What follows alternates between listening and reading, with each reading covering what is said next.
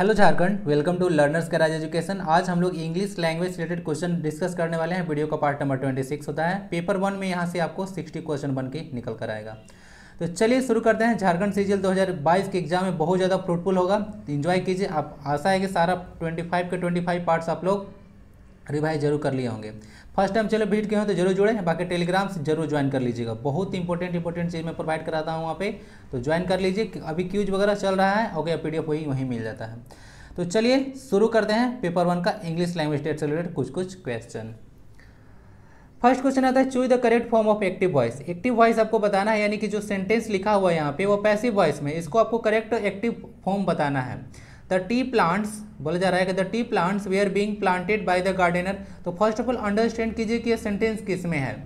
तो यहाँ से देखिए were plus being plus planted है, तो were plus being plus planted किस में होता है, यानी कि was were plus being plus वी3 किस में होता है।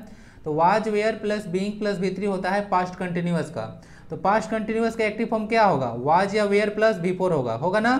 तो वाज या वेयर प्लस बी4 खोज लीजिए, जहाँ भी वाज या वेयर हैज है तो इसी कट गया, ऑप्शन नंबर डी।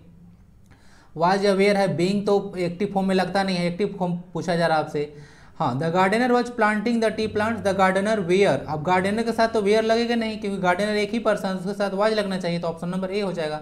तो the gardener was planting the tea plants. The gardener को यहाँ से उठा लिया जाए, यही जो ऑब्जेक्ट होता है पैसिव वॉइस में सब्जेक्ट बनेगा द गार्डनर। इसके अनुसार जो यहाँ वर्ब आएगा वाज आएगा, उसके बाद बिफोर आता है प्लांटिंग और द टी प्लांट्स, यहाँ पे द टी प्लांट्स लग जाएगा, ओके, एक्टिव फॉर्म में। क्लियर? तो ऐसे बनता है। तो option number A is the correct answer of this question. Let's move to the next question. Improve the underline part. जो अंडरलाइन पार्ट है उसको आप लोग को क्या बोलते हैं, कोई अगर एरर है तो उसको इम्प्रूव करना है, या कोई गड़बड़ी है तो बोला जा रहा है कि if our idea becomes popular we can make a lot of money. अगर हमारा आइडिया जो है पॉपुलर हो जाता है तो हमको बहुत ज़्यादा पैसा मिलेगा। तो क्या होना चाहिए, catches on, catches out, catches over या फिर कैच अप, क्या होना चाहिए। तो देखिए इसका सही आंसर होगा कैचेज ऑन। कैच ऑन मतलब होता है कि अगर आपका कोई चीज़ अगर बहुत ज़्यादा पॉपुलर हो जाता है, कोई चीज़ बहुत ज़्यादा पॉपुलर हो जाता है, उसका ख्याति बढ़ जाता है, रिनाउंड हो जाता है, तो उस केस में हम लोग कैचेज ऑन का यूज करते हैं। तो आइडिया के बारे में कैचेज ऑन सही यहाँ पे एक्सप्रेशन जाएगा। तो if our idea catches on, यानी कि अगर बहुत ज़्यादा फेमस हो जाता है तो हम लोग बहुत ज़्यादा पैसा कमा सकते हैं। कैचेज आउट का मतलब होता है, आप लोग को देखने को मिलेगा कोई गलती वगैरह को पता लगाना ना। कैच आउट मतलब होता है कोई चीज़ को जो एरर वगैरह होता है उसको आप त्रुटि वगैरह मिस्टेक वगैरह को पता लगाना। और कैचअप मतलब तो समझते हो, कैचअप कर लिया वगैरह सॉन्ग भी है, ओके। तो कैचअप मतलब होता है कि जैसे कि मिलजुल कर मतलब बातचीत होता है ना, पास्ट में क्या क्या घटित हुआ तो उसको कैचअप करना बोलते हैं। तो क्या हो गया इसका आंसर, कैच ऑन हो गया, बिकम पॉपुलर। नेक्स्ट क्वेश्चन है, fill in the blanks with suitable word. Suitable word से इसको भरना है। The health minister has been discharge from the hospital dash ही, यानी कि यहाँ पे क्वेश्चन टैग आपसे बोला गया है। क्या बोला गया, क्वेश्चन टैग्स बोला गया है, तो क्वेश्चन टैग बनाना है। क्वेश्चन टैग क्या होता है, अगर नेगेटिव सेंटेंस है तो उसका जो क्वेश्चन टैग बनता है अफर्मेटिव बनता है, और कोई अगर अफर्मेटिव सेंटेंस है उसका क्वेश्चन टैग नेगेटिव बनता है, जस्ट अपोजिट हो जाता है। तो इस सेंटेंस को अंडरस्टैंड किया जाए, the health minister has been, यानी कि हैज लगा हुआ है तो हैज बीन है, और यहाँ पे पॉजिटिव सेंटेंस है यानी कि अफर्मेटिव सेंटेंस है। तो क्या होना चाहिए यहाँ पे, हैजंट होगा, हैडंट होगा, हैवंट होगा, डिडंट होगा, क्या होना चाहिए। तो सेंटेंस चेंज नहीं होगा ना, हैड नहीं लग गया, हैंड तो पास्ट टेंस में जाएगा, यहाँ पे जाएगा हैजंट ही। क्यों, क्योंकि सेंटेंस यहाँ पे अफर्मेटिव में था। तो ऑप्शन कहाँ चला जाएगा, सी। और हाँ, ये वाला फॉन्ट ठीक लग रहा है ना, ये वाला फॉन्ट ठीक लग रहा है या दूसरा वही फॉन्ट सही था, बताइएगा। फॉन्ट अगर ठीक नहीं लगेगा तो चेंज कर देंगे, तो बता दीजिएगा ना। तो हैजंट हो गया ही, तो इसके अनुसार क्या लगना चाहिए, हेल्थ मिनिस्टर हैज के साथ हैजंट लगेगा। यहाँ पे अफर्मेटिव था तो नेगेटिव बना दिया, नेगेटिव रहता तो पॉजिटिव बना देते हैं। नेक्स्ट आता है आपको जो इडियम है पार्ट एंड पार्सल, इसका मीनिंग बताना है। अननेसेसरी पार्ट, यानी कि कुछ ऐसा चीज़ जो कि नेसेसरी नहीं है, पार्टली थोड़ा सा, लार्ज पार्ट बहुत बड़ा पार्ट, या फिर एसेंशियल पार्ट। तो देखिए पार्ट एंड पार्सल का मतलब होता है अभिन्न अंग। क्या होता है, किसी का अभिन्न अंग होना। जैसे कि कोई वाइफ अब हस्बैंड से बोलेंगे you are my part and parcel of my life, you are part and parcel of my life, अर्धांगिनी बोला जाता है उसको, तो तुम मेरी क्या हो या आप मेरे क्या हो, पार्ट एंड पार्सल हो, ठीक है, यानी कि आपको अलग करके देख नहीं सकते हैं। तो इसेंशियल पार्ट है जिसको अलग नहीं किया जा सकता है, okay, that can't be separated, तो उसको बोलते हैं पार्ट एंड पार्सल। तो इसेंशियल पार्ट इसका करेक्ट आंसर हो जाएगा। नेक्स्ट क्वेश्चन देते हैं, give the one word for the pair of words. यहाँ पे जो वर्ड है इसका आपको वन वर्ड बताना है, यानी कि अनेक शब्दों के बदला एक शब्द। The killing of one's wife वाइफ, अपनी पत्नी का हत्या कर देने को क्या बोलते हैं, मैट्रिसाइड, रेजिसाइड, उक्सोरिसाइड या फिर सुसाइड, क्या बोलते हैं। तो अगर वो अपनी पत्नी के खुद से कोई हत्या कर दे रहा है तो उसको एक्सोरिसाइड के नाम से हम लोग जानते हैं। किसके क्या बोलते हैं? एक्सोरिसाइड के नाम से जानते हैं। मैट्रिसाइड क्या होता है? The murder of one's mother, तो उसको मैट्रिसाइड बोलते हैं। Regicide the mother of king बोला जाता है। सुसाइड होता है मदर ऑफ सॉरी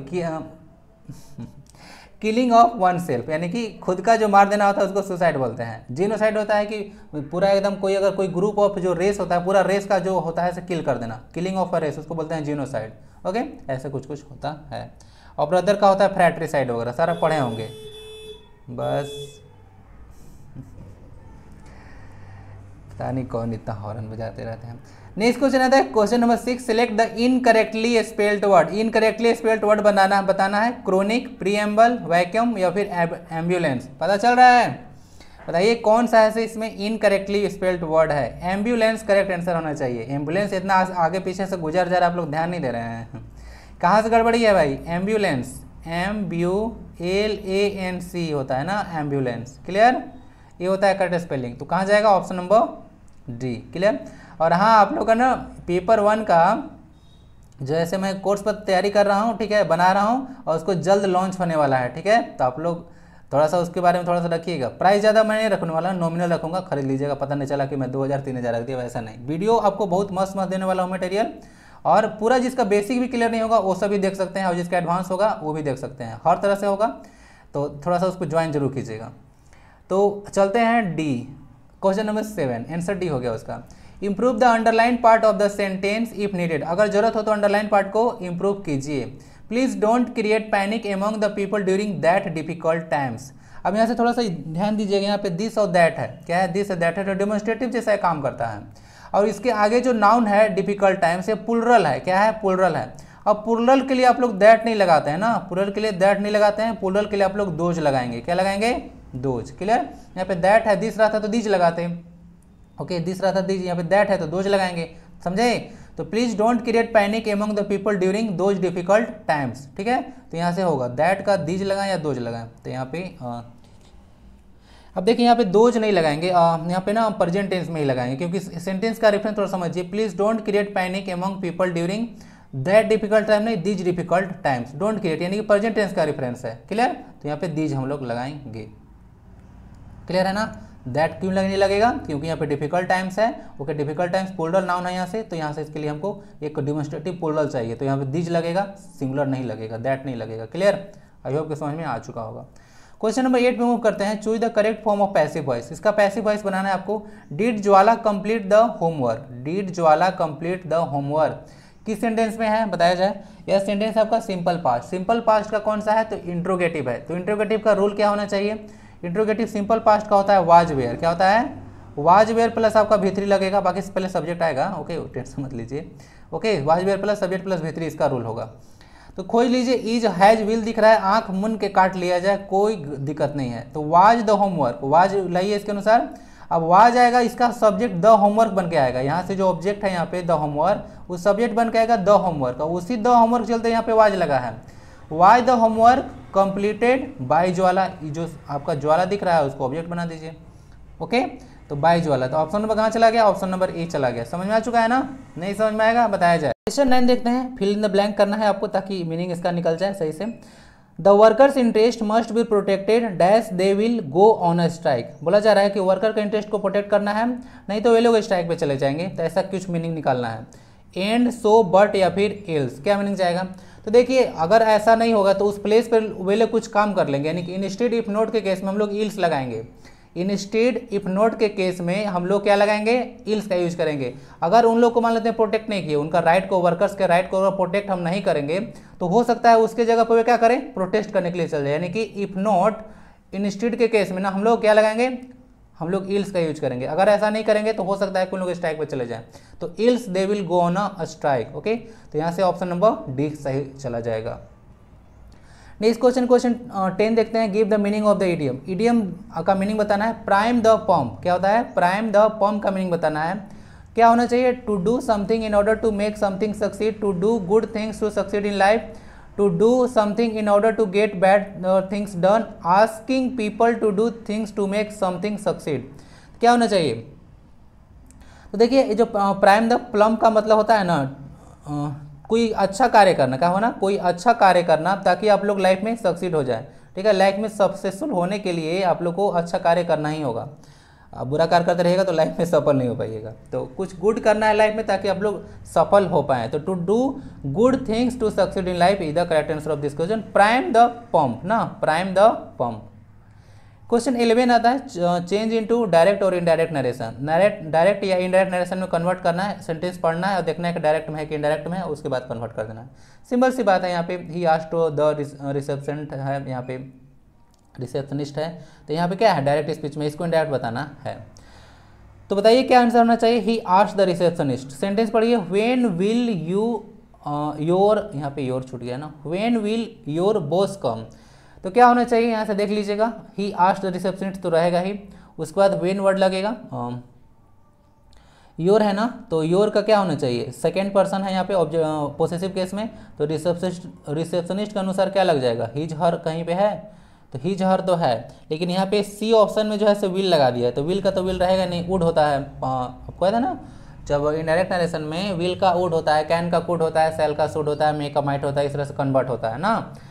तो क्या होना चाहिए, he asked the receptionist when her boss would come. अब ध्यान दीजिएगा, हर बॉस पहले आएगा, वुड बाद में आएगा, और लास्ट में फुल स्टॉप आएगा, क्वेश्चन मार्क नहीं आता है, क्योंकि इनडायरेक्ट स्पीच जो होता है, अभी मैं जो आपको कोर्स देने वाला हूँ उसमें सेंटेंस पढ़ाऊंगा, उसमें सारा सेंटेंस का स्ट्रक्चर एकदम तोड़ तोड़ के मैं बताऊंगा, तो वहाँ पे बताऊंगा कि कैसे जो होता है सब पीस ऑफ इन्फॉर्मेशन प्रोवाइड करता है या सेंटेंस। ओके, तो ये जो इनडायरेक्ट जो होता है नरेशन, वह जो होता है क्वेश्चन के बारे में बात नहीं करता है, it puts a piece of information, यानी कि जस्ट इन्फॉर्मेशन आपको प्रोवाइड कराता है। पता है ना, आप किसी का बोला हुआ स्टेटमेंट को अपने वर्ड में बोलते हैं, तो आप just a piece of information provide कराते हैं, ना कि क्वेश्चन करते हैं, इसीलिए इसके लास्ट में फुल स्टॉप लगता है, और एक अफर्मेटिव सेंटेंस होता है, इसलिए सब्जेक्ट के बाद वर्ब का यूज किया जाता है, या इसीलिए हर बॉस के बाद वुड लगा ना। हर क्यों आया, हर रिसेप्शनिस्ट के अनुसार जो है से हर आया, यहाँ पे योर जो है से यहाँ पे आपका पोसेसिव केस में था, तो रिसेप्शनिस्ट एक यहाँ पे हिज और हर भी हो सकता था, क्योंकि रिसेप्शनिस्ट का जेंडर क्लियर नहीं है ना, तो हिज भी रहता तो भी आंसर सही हो जाता।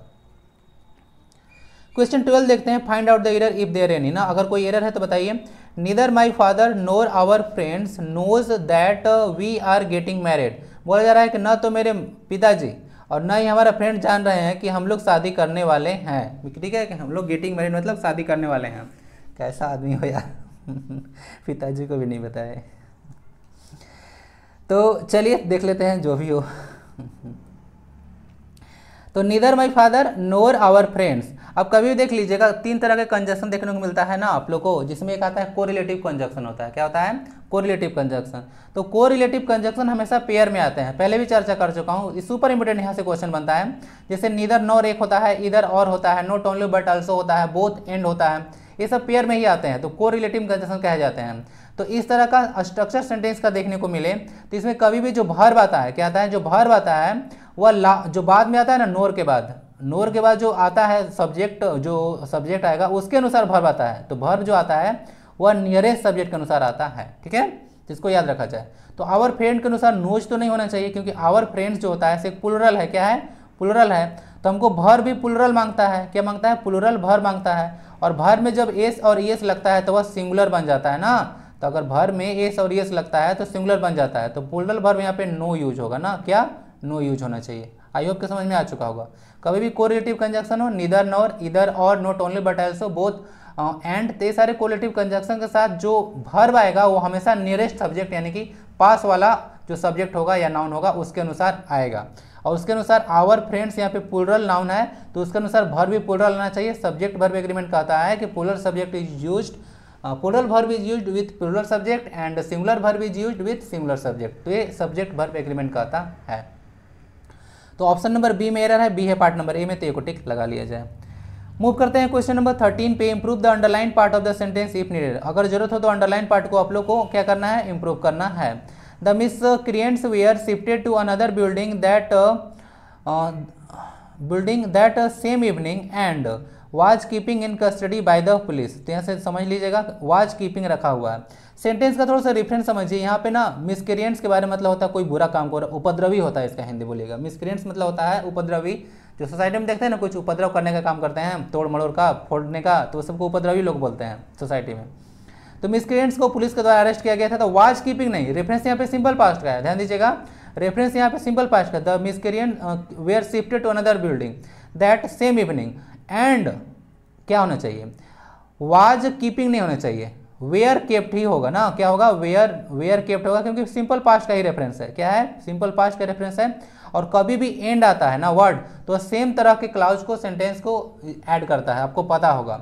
तो मिसक्रिएंट वेयर शिफ्टेड होगा, तो यहाँ भी were kept in custody by the police use होना चाहिए, क्लियर। तो वाज नहीं वेयर केप्ट होना चाहिए, तो ऑप्शन नंबर भी चला जाएगा, क्लियर है ना, सिंपल पास्ट का रेफरेंस है, तो यहाँ से वाज वेयर प्लस जो है से आपका चला जाएगा ना। चलिए सेंटेंस पैसिव में है, तो आप लोग सोच रहे होंगे सब्जेक्ट ऑब्जेक्टिव की नहीं है, सेंटेंस पैसिव सेंटेंस से पैसिव सेंटेंस है, इसीलिए इसमें वाज और वेयर प्लस B3 लगा, बस टेंशन में हो जाते हैं आप लोग। क्वेश्चन 14 देखते हैं, she tells me that I have completed my job wonderfully. Sentence किस में है, सेंटेंस आप लोग देखने को मिल रहा होगा इनडायरेक्ट नरेशन में, क्योंकि कहीं भी आप लोग को इन्वर्टेड कोमा वगैरह दिख नहीं रहा होगा। तो इसका क्या बनेगा, सी टेल्स मी, टेल्स किसका होता है, पहले ऑप्शन को एलिमिनेट कीजिए, टेल्स के साथ कभी भी टू लगता तो है नहीं, ओके। और सेंटेंस एक्चुअली में जब प्रेजेंट और फ्यूचर में होता है तो इसका चेंज नहीं होता है, ओके। अब अंदर का जो मतलब जो बोला जा रहा है कि जो रिपोर्टिंग वर्ब है, अगर प्रेजेंट और फ्यूचर में होता है तो रिपोर्टेड स्पीच जो होता है उसका टेंस में कोई बदलाव नहीं किया जाता है, क्लियर। तो यहाँ से सेड टू तो होगा नहीं, और टेल के साथ टू लगता नहीं है, कुछ कुछ ऐसे ऐसे वर्ब होते हैं, कभी डिस्कस करूंगा, जिसके साथ अपने साथ टू लेता ही नहीं है, डायरेक्ट ऑब्जेक्ट आता है, और सेड टू तो होगा नहीं, पास्ट में चला गया, तो दो ऑप्शन तो ऐसे ही एलिमिनेट हो गया। बाकी देखता हूँ ऑप्शन ए और डी, यहाँ पे सी टेल्स है और सेज टू है, तो सेड टू का हम लोग टेल में चेंज करते हैं ना, सेड टू का हम लोग टेल में चेंज करते हैं, तो ऑप्शन ए भी एलिमिनेट हो गया, तो ऑप्शन नंबर डी बचा। C says to me you have completed your job wonderfully, यही सही आंसर होना चाहिए, ओके। बाकी तो पता होगा, यहाँ पे जो सेकंड पर्सन वगैरह होता है ऑब्जेक्ट के अनुसार आता है, okay.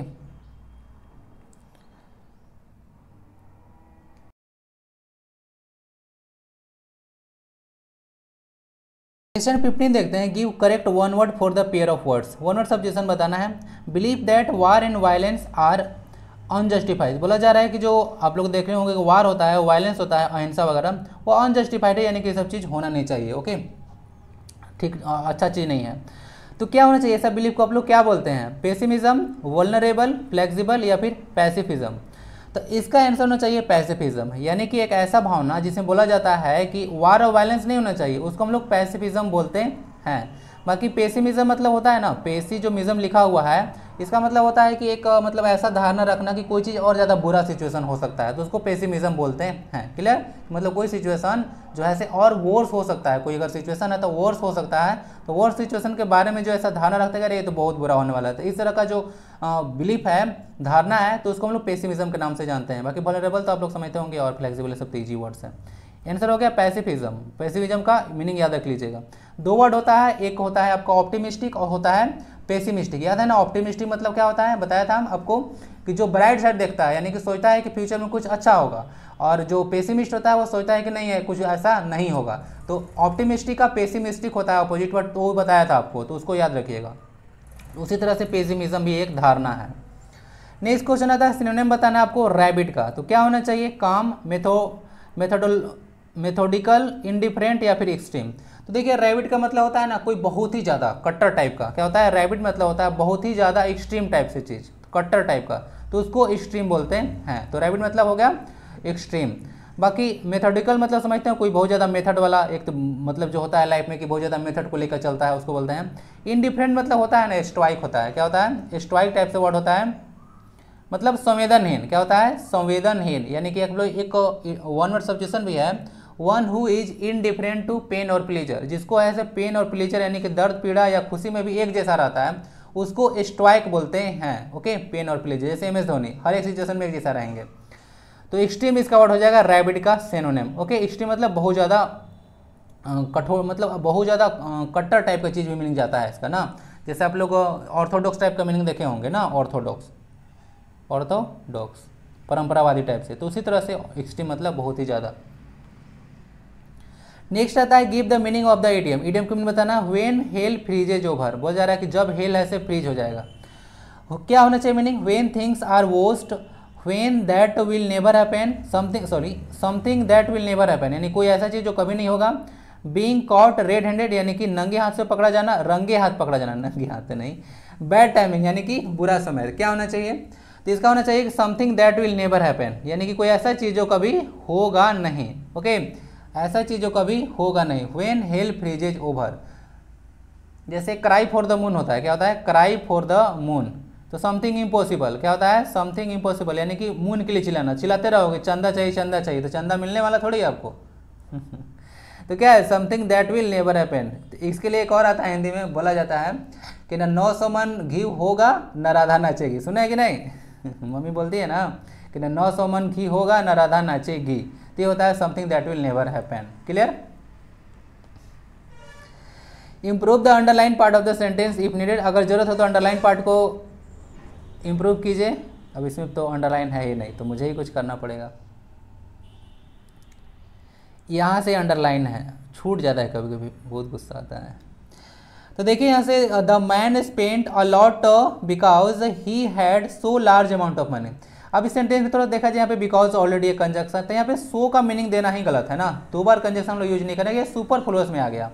Because he had so large amount of money होना चाहिए, बस सिंपल एक वर्ड लगा दीजिए ए, और लार्ज अमाउंट ऑफ मनी सही हो जाएगा ना। और large amount of money use कर सकते हैं, लॉट्स ऑफ मनी वगैरह यूज कर सकते हैं। ठीक है, चलिए ठीक है।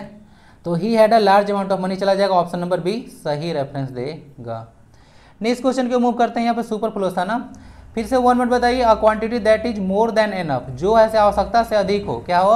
आवश्यकता से अधिक होता है, उसको क्या बोलते हैं? स्कार्सिटी, डर्थ या फिर एबंडेंस। तो उसको बोलते हैं एबंडेंस। क्या बोलते हैं? एबंडेंस, यानी कि प्रचुर मात्रा में ना। एबंडेंस मतलब प्रचुर मात्रा में बोलते हैं। चलिए, स्कार्सिटी और डर्थ का मतलब जस्ट इसका अपोजिट मीनिंग हो जाएगा ना। जो बोला जा रहा है कि एबंडेंस है, उसका जस्ट अपोजिट मीनिंग वाला वर्ड है, यानी कि स्कार्सिटी और डर्थ मतलब होता है कमी। क्या होता है? कमी। एबंडेंस मतलब होता है प्रचुर मात्रा में होना। ओके, सफिशिएंट ना। चलिए, तो बाकी एलियन में तो पराया होता है, जादू सुने हैं ना, एलियन, तो वही जादू है। क्वेश्चन नंबर 20 देखते हैं। प्रोवोक करना। प्रोवोक का आपको सिनोनिम बताना है। ग्रेटिफाई, प्लेकेट, हिंडर या फिर इनरेज। देखिए, प्रोवोक मतलब होता है ना उकसाना, किसी को क्या करना? उकसाना, ताकि कोई चीज़ बुरा काम हो सके। तो उसको इनरेज करना होता है, गुस्सा दिलाना होता है। क्या करना? गुस्सा दिलाना। इसके लिए एक इडियम बताता हूँ आपको, जैसे होता है रब समवन इन रोंग वे। क्या होता है? रब, RUB, रब समवन इन रोंग वे, यानी कि इरिटेट करना, इनरेज करना, गुस्सा दिलाना। ये भी एक इडियम है। तो प्रोवोक का मतलब क्या होगा? इनरेज करना, गुस्सा दिलाना। ग्रेटिफाई मतलब सेटिस्फाई होता है। ग्रेटिफाई, प्लेकेट, ये सब सेटिस्फाई का सिनोनिम्स है। हिंडर मतलब बाधा होता है ना, ऑब्स्ट्रक्ट करना, बाधा कर डालना। ठीक है, उसको हिंडर बोलते हैं ना, हिंड्रेंस, बाधा। तो ये हिंडर मतलब बाधा डालना होता है, ऑब्स्ट्रक्ट करना, किसी को रोकना, प्रिवेंट करना। आर्डेंट का एंटोनिम बताना है। आर्डेंट, तो आर्डेंट मतलब क्या होता है? आर्डेंट का मतलब होता है उत्साही, यानी कि इंथुसियास्टिक बोल सकते हैं आप लोग। तो उसका क्या मीनिंग होना चाहिए?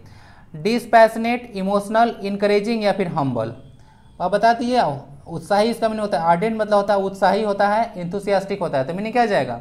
डिस्पैशनेट, यानी कि एकदम निरुत्साह टाइप से, जो किसी में इंटरेस्ट वगैरह ना दिखा रहा हो, तो उसको डिस्पैशनेट बोलेंगे। इमोशनल, इनकरेजिंग और हम्बल मतलब तो आप लोग जानते होंगे। ठीक है, तो चलिए आंसर क्या हो गया? डिस्पैशनेट। आर्डेंट मतलब होता है उत्साही या फिर इंथुसियास्टिक। नेक्स्ट देखते हैं, identify the segment that contains a grammatical error. इस सेगमेंट को आपको बताना है जिसमें कोई ग्रामेटिकल एरर है। I know she is much superior from me in intelligence. तो क्या होना चाहिए? तो देखिए यहाँ से गड़बड़ी पता चल रहा होगा, ऑप्शन नंबर यहाँ पे डी में गड़बड़ी है। क्या गड़बड़ी है? तो सर जितना वर्ड दिख रहा है, जूनियर, क्या होता है? जूनियर होता है, सीनियर होता है, सुपीरियर होता है, ठीक है, इन्फीरियर होता है, इंटीरियर वगैरह होता है, ये सारा लैटिन एडजेक्टिव है। क्या है? ये सारे जो आप लोग देखने को मिल रहा है सब लैटिन एडजेक्टिव्स के अंतर्गत आते हैं। और लैटिन एडजेक्टिव सब देख रहे हैं, इसके बाद हमेशा प्रीपोजिशन टू का यूज किया जाता है। किसका? टू का। तो सुपेरियर फ्रॉम मी। आज ना मैं तो डेली आपको बोल दिया था कि 8 बजे वीडियो आएगा। कल भी मैं थोड़ा सा लेट कर दिया था, और आज तो मुझे कहीं जाना पड़ गया थोड़ा सुबह में, कुछ ऐसे काम पड़ जाता है ना, जाना ही पड़ जाता है मजबूरी में, तो थोड़ा सा वीडियो लेट मिलेगा। तो सुपेरियर फ्रॉम मी नहीं होना चाहिए, सुपेरियर टू मी होगा। तो इस पर क्वेश्चन बहुत ज़्यादा आता है ना, लैटिन एडजेक्टिव सब। क्या क्या बोला? जूनियर हो गया, सीनियर हो गया, सुपेरियर हो गया, इंटीरियर हो गया, इन्फीरियर हो गया, प्रायर हो गया। तो ये सारे के साथ क्या लगेगा? टू लगता है हमेशा। क्वेश्चन 23, गिव, अरे भाई क्या कर दिया, इसका तो आंसर मैं पहले ही बता दिया।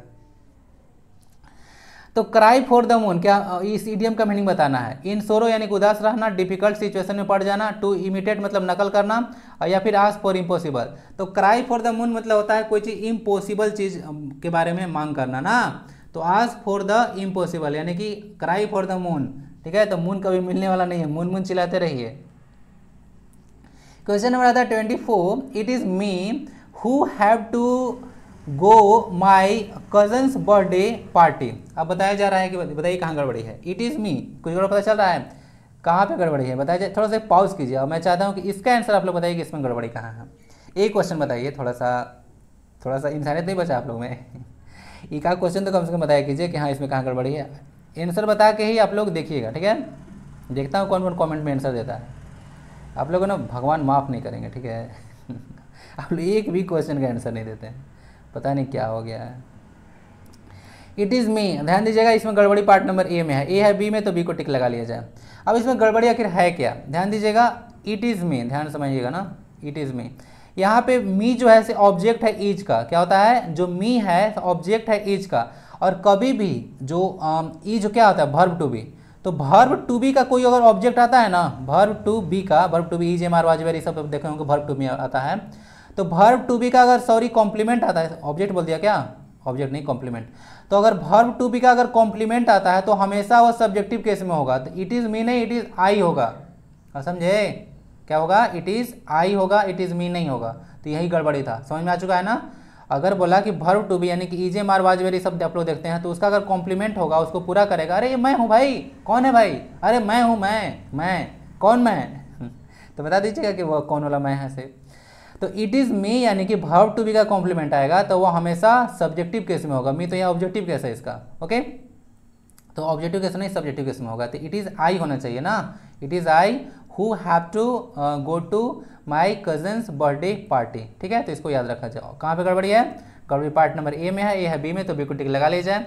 कजन ब्रदर और सिस्टर का यूज नहीं किया जाता है ना, सी इज माई कजन या he is my cousin use होता है, कजन ब्रदर और सिस्टर का यूज नहीं किया जाता है, यहाँ से गड़बड़ देते हैं कभी कभी। क्वेश्चन 25 देते हैं, improve the underline part of the sentence. क्या हो रहा है आज इसमें, तो फिर अंडरलाइन नहीं किया मैं